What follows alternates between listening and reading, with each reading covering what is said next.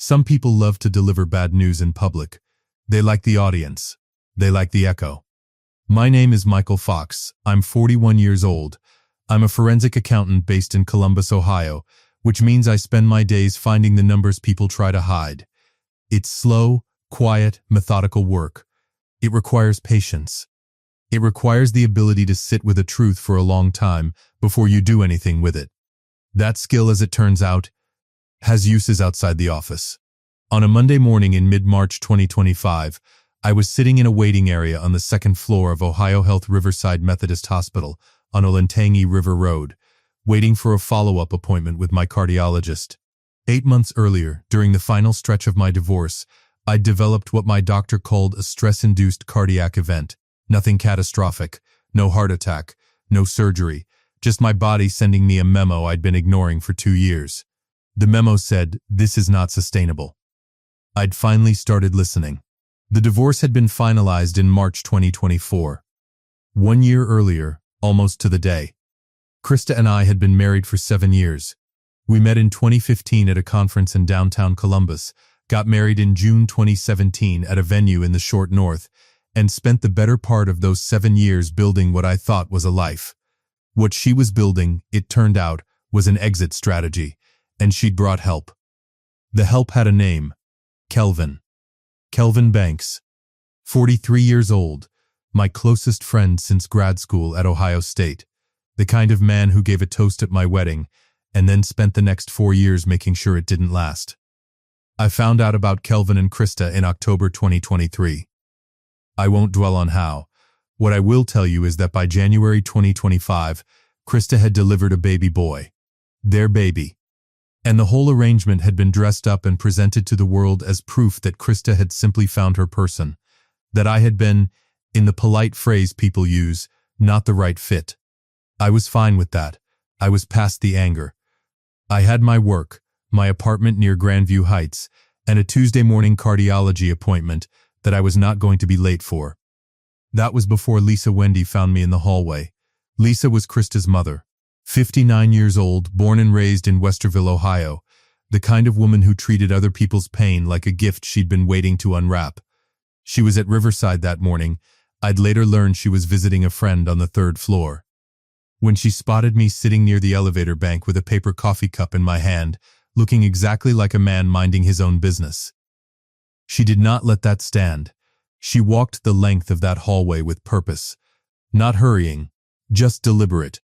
The way people walk when they've been waiting for an opportunity and they've finally spotted it. She stopped about 3 feet from me and looked me over, my jacket, my tired eyes, the coffee cup, and her chin came up just slightly. "Well," Lisa said, not a greeting, a preamble. "I didn't expect to see you here." "Lisa," I kept my voice level. "Small city." She smiled.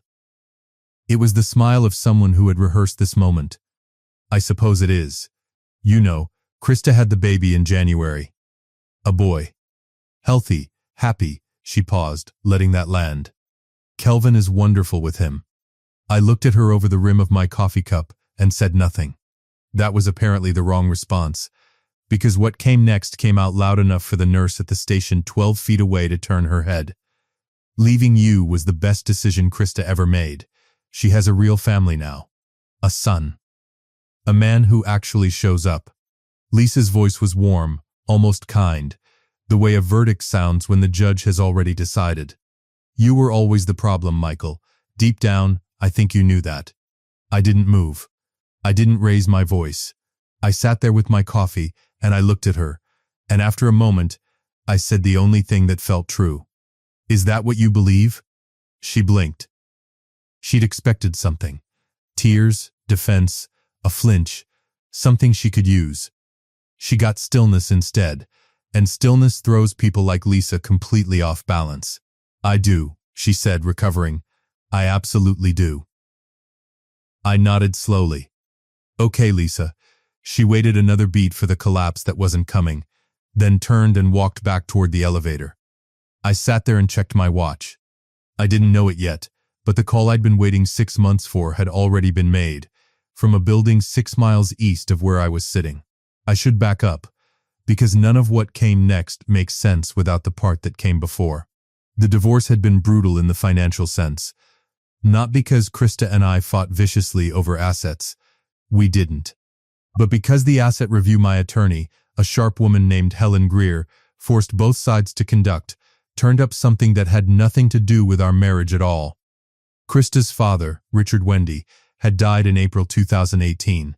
He was 52, a commercial electrician from Westerville, and he'd left behind a $280,000 annuity through a group policy with his employer.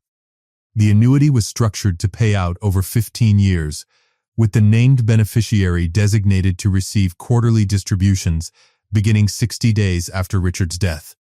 The named beneficiary was Krista. What Helen found, buried in 6 years of financial records during the asset review, was that Krista had never received a single distribution. Not one. Helen brought the discrepancy to me in July 2024, 4 months after the divorce was finalized, because the audit she'd ordered continued past the closing date. She spread the documents across the conference table in her office on North High Street and walked me through it carefully. The annuity had been paying out since June 2018. Quarterly. On schedule, but the disbursement address on record, quietly updated with the insurance company in May 2018, 1 month after Richard's death, was not Krista's address. It was Lisa's. Helen looked at me. "This is a forgery case, Michael. Someone filed a beneficiary address change using Krista's signature." Krista wasn't living at this address in May 2018. She was living with you in Grandview Heights. I sat very still for a long moment, not because I was surprised. I'm a forensic accountant. I know what forged paperwork looks like. I sat still because I was already calculating the number. 6 years of quarterly distributions from a $280,000 annuity. I ran it in my head.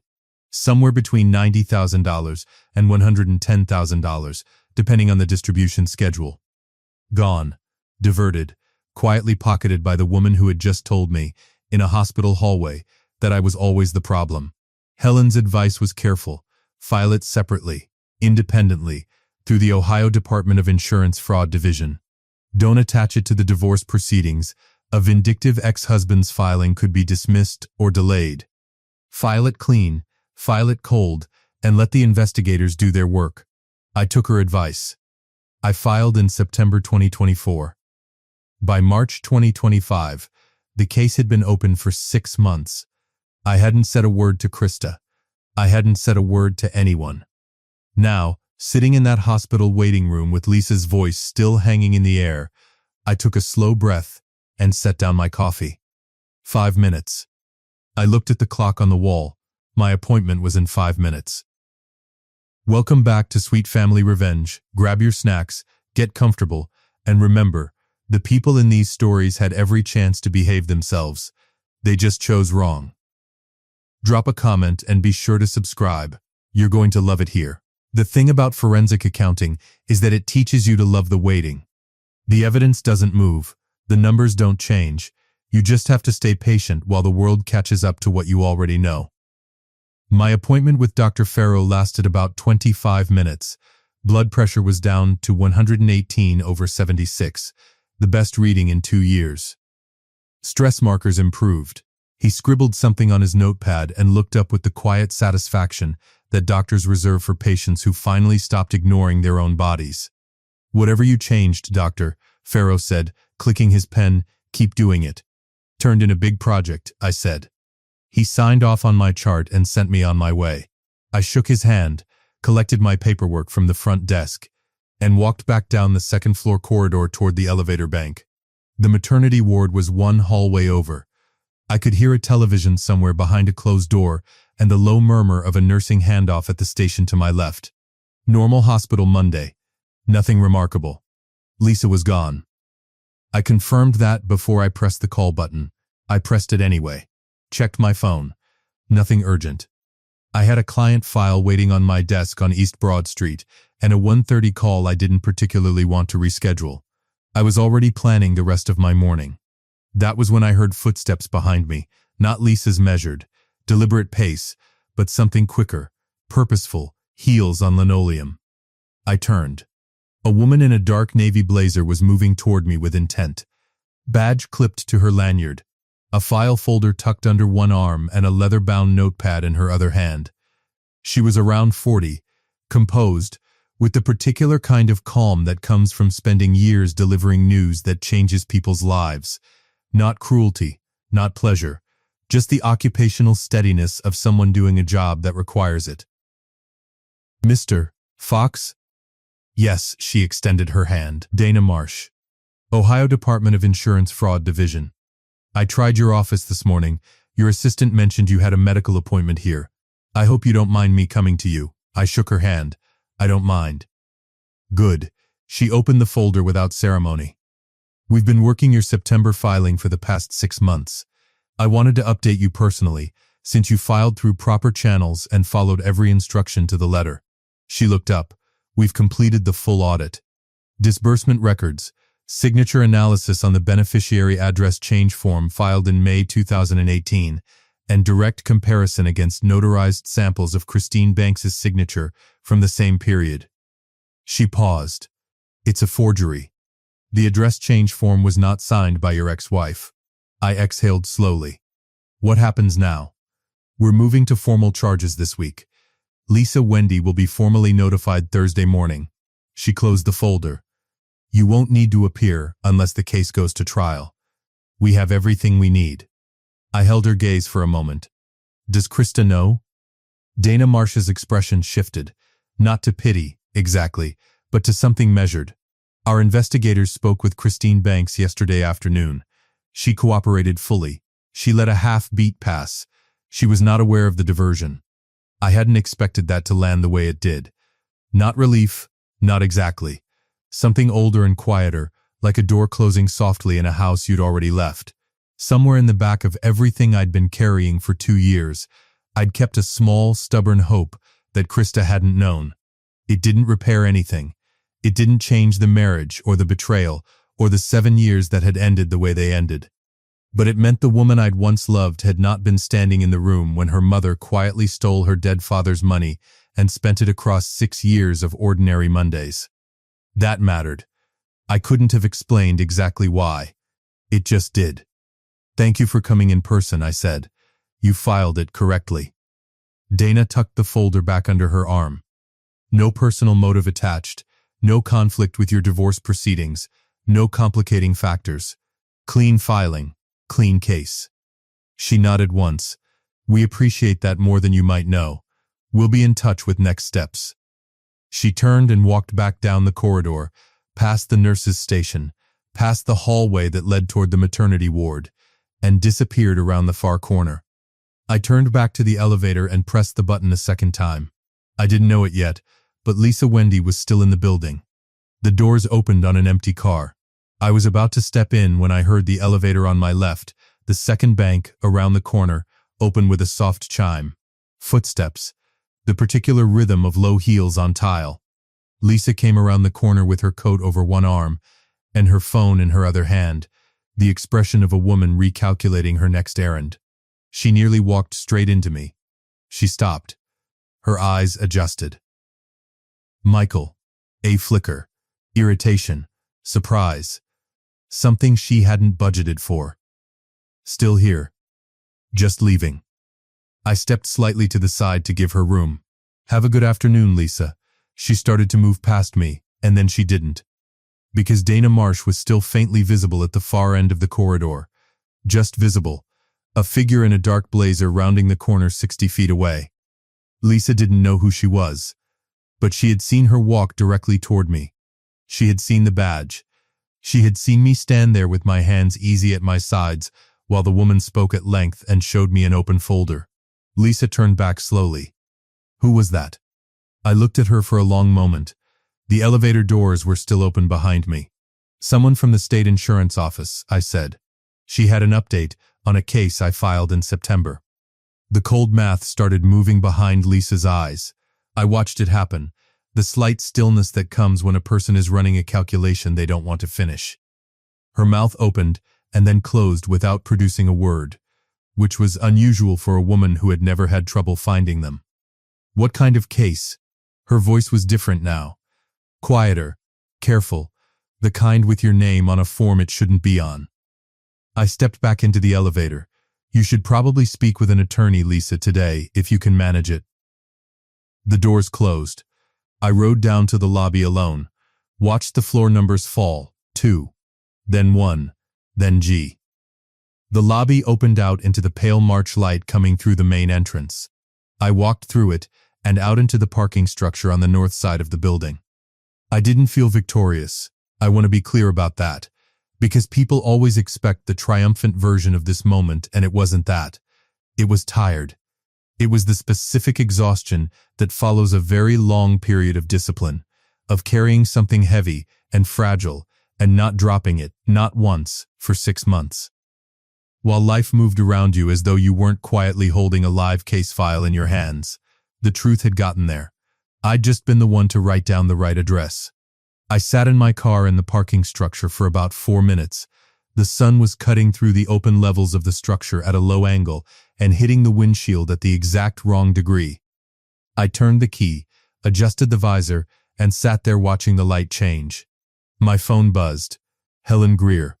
Heard from Dana Marsh's office. They're filing Wednesday. You doing okay? I typed back, yes. Thank you for everything you did. 3 dots appeared. Then, you did the work, Michael. I just followed the numbers. So did I thought, and pulled out of the parking space. Wednesday came and went the way Wednesdays do when you've already made your peace with the outcome. Lisa Wendy was formally charged on March 20th, 2025, with insurance fraud and forgery under Ohio Revised Code Sections 2913.02 and 2913.31. The charges covered the period from May 2018 through September 2024. 6 years, 14 quarterly distributions, a total of $96. $400 diverted from an annuity that had been left to her own daughter by her own husband. I was at my desk on the 4th floor of our office on East Broad Street when Helen called at 9:15 that morning. I was reviewing a completely unrelated client file, a commercial real estate dispute. Nothing dramatic. They filed, Helen said. Good, I said. That's it? Good? Good, I said again. She laughed, the short, dry laugh of a woman who has spent 30 years in law and still occasionally gets surprised. You're the calmest client I've ever had. It wasn't my case to win, I said. I just handed it to the right people. She told me to call if I needed anything. I thanked her, hung up, and went back to the real estate file. There's no dramatic moment I can offer you for that Thursday. No confrontation, no courtroom entrance, no grand reckoning. Just a quiet morning, a phone call, and the knowledge that the process was moving the way it was supposed to move, at the speed it was supposed to move, because I had done exactly what I was supposed to do and then gotten out of its way. What I can tell you is what happened in the weeks after, because that's the part people need to hear. Not just the confrontation, but the after. The aftermath is where you find out what things actually cost and what they were actually worth. Krista called me on a Saturday, about 10 days after the charges were filed. It was late morning, and I was making coffee in my kitchen in Grandview Heights, looking out at the street below. Her name on my phone screen was a strange thing to see. I almost let it go to voicemail. I didn't. It wasn't a long call, maybe 12 minutes. She didn't apologize for the marriage. I didn't expect her to, and I didn't need her to. What she said, in the careful, measured voice of someone who had clearly thought very hard about this conversation before making it, was that she hadn't known. That the investigators had sat across from her in a conference room and walked her through 6 years of disbursement records line by line, and she had sat there in complete silence, because there was nothing to say. Her father had died in April 2018. The annuity had started paying out in June 2018, and every quarter for the next 6 years. The money had gone somewhere she'd never once thought to look. I thought about calling you when it happened, she said, when they told me. But I didn't know what I'd say. You didn't have to say anything, I said. I know. A pause. But I wanted to say, you didn't have to file it the way you did. You could have used it in the divorce. Made it part of the proceedings. Her voice dropped slightly. You didn't. It wasn't mine to use, I said. It was your father's money. It belonged to his case, not mine. There was a long pause, the kind of pause that has a lot of weight in it. Yeah, Krista said finally. It was. We didn't say much after that. We said goodbye and I set my phone on the counter and stood there looking at my kitchen, my apartment, my quiet Saturday morning. My life that had slowly and deliberately been rebuilt from the ground up, piece by piece, over the past year.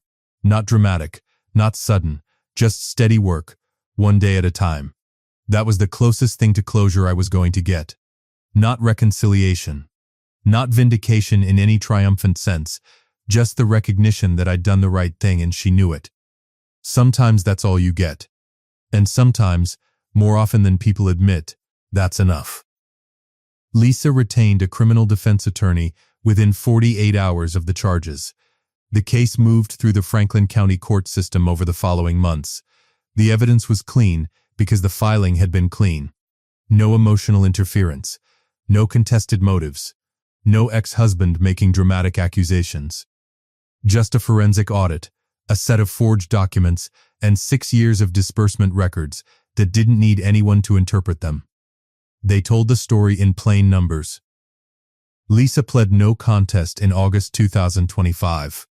She was ordered to make full restitution, all $96,400, and sentenced to 3 years of supervised probation with the possibility of early termination for full compliance. No prison time, which surprised some people. It didn't surprise me.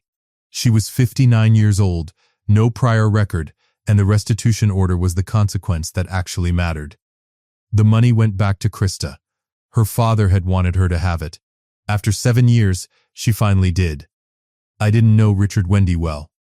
He'd passed 18 months before Krista and I got married, and what I knew of him came mostly from photographs on her parents' walls and the occasional stories she'd tell.